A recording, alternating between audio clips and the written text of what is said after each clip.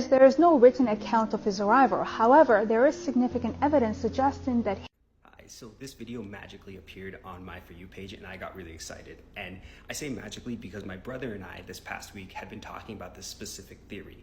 And I wanted to talk about it, but I wasn't sure how. So now this video came up and here we go.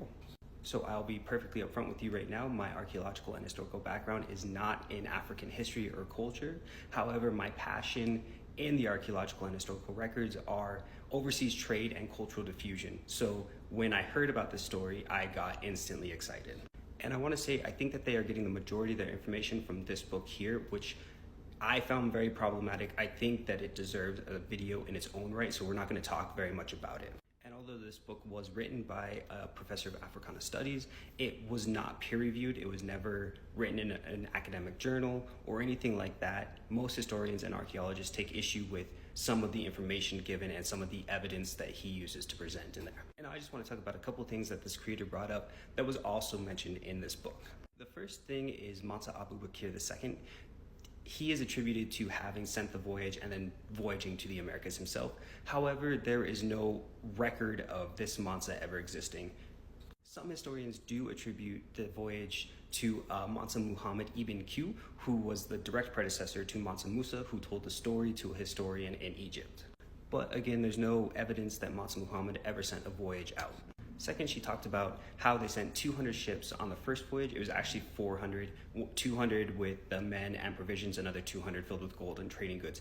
And that's important to me, and I'll explain that in a minute. And on the second voyage, Mansa Abu Bakr II sent out another 2,000 ships, himself included. They set sail and were never heard from again. And the biggest piece of evidence that a lot of people who like this theory use, including this creator and the book that I mentioned earlier, is the word guanine. They say that it is an African word originated and used by the Mali people or the Mali Empire at the time. However, that's not actually true. It actually comes from the indigenous people of the Caribbean called the Taino people, and it just means red gold. And guanine, this red gold, was a very highly sought after, very much traded, very valuable metal that was traded throughout the Caribbean, South America, and Central America throughout the time.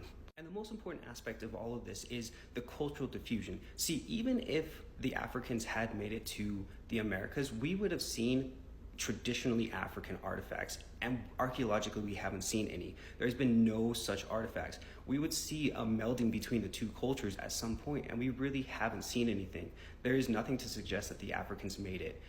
That doesn't mean that they didn't actually set out a voyage. It just means that there is no right now archaeological evidence to suggest that they actually set foot on that land.